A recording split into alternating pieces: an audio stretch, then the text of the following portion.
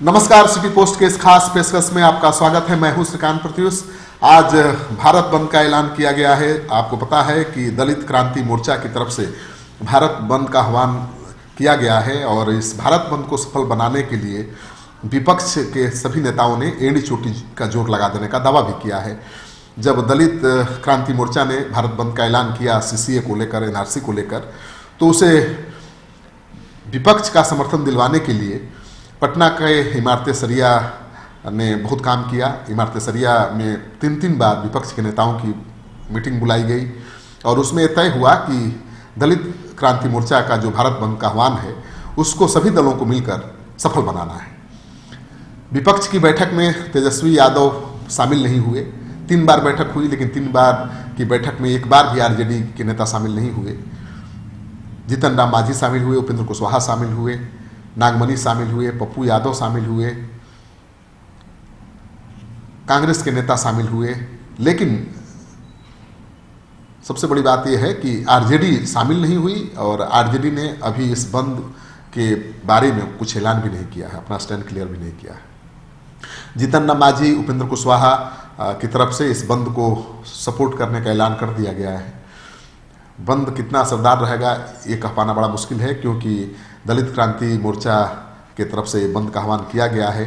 विपक्ष के सभी दलों ने इसे समर्थन देने का ऐलान तो किया है, लेकिन हमारे सूत्रों के हिसाब से विपक्ष के तरफ से इस भारत बंद को सफल बनाने के लिए कोई विशेष तैयारी नहीं की गई है। सुबह से जो खबर आ रही है, अभी तक भारत बंद का कोई खास असर नहीं दिख रहा है।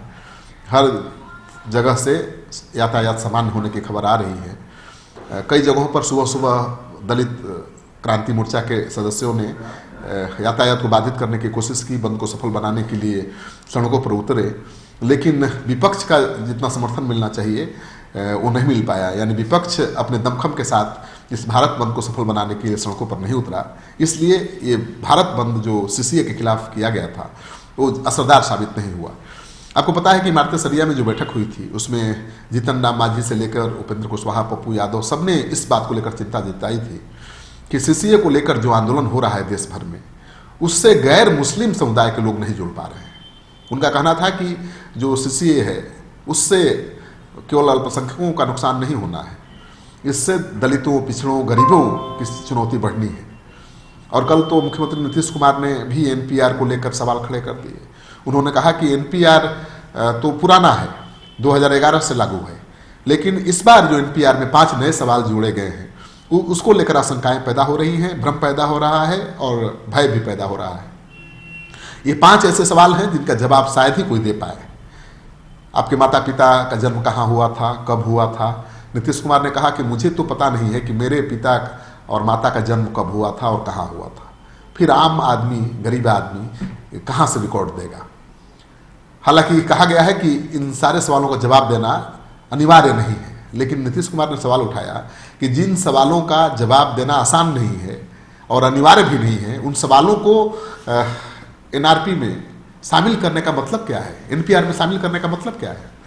तो एनपीआर में नीतीश कुमार ने जो 5 सवाल नए जोड़े गए हैं उसको हटाने की मांग की है और उन्होंने कहा है कि उनकी पार्टी के नेता ललन सिंह, आरसीपी सिंह केंद्र सरकार से बात करेंगे, इस सवाल को उठाएंगे।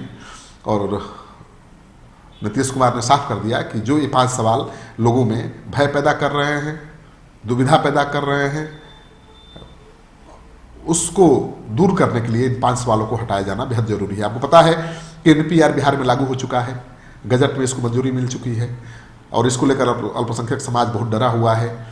विपक्ष के साथ साथ अल्पसंख्यक समाज के लोगों का कहना है कि एनपीआर एनआरसी का पहला कदम है, यानी इसी के आधार पर एनआरसी लागू हो जाएगा और जब एनआरसी लागू होगा तो इन्हीं सवालों के जवाब नहीं देने वालों से सवाल किया जाएगा और उनको कटघरे में खड़ा कर दिया जाएगा, उनकी नागरिकता को चुनौती दी जाएगी। तो मुख्यमंत्री नीतीश कुमार ने कहा कि ये स्वाभाविक डर है, क्योंकि ये 5 ऐसे सवाल हैं जिसका जवाब शायद कोई दे पाए और ऐसे सवालों को एनपीआर से हटा लेना चाहिए ताकि जो भय और दुविधा का माहौल कायम हुआ है एनपीआर को लेकर वो खत्म होना चाहिए। तो आज भारत बंद है। फिर से बता दूं कि आज दलित विकास मोर्चा का भारत बंद है, सीसीए के खिलाफ, एनआरसी के खिलाफ। कहीं से भी राज्य के किसी कोने से किसी तरह की अप्रिय वारदात की खबर नहीं है। हर जगह से शांतिपूर्ण प्रदर्शन की खबर आ रही है।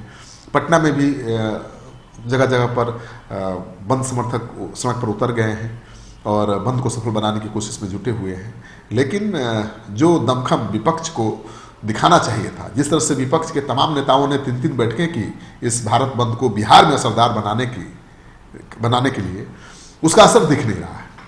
आपको एक खबर अच्छी लगे तो दोस्तों के साथ इस वीडियो को खूब शेयर करिए। अगर आपने अब तक हमारा चैनल सब्सक्राइब नहीं किया है तो कर लीजिए। आपका सहयोग समर्थन सिटी पोस्ट के लिए बहुत अहमियत रखता है।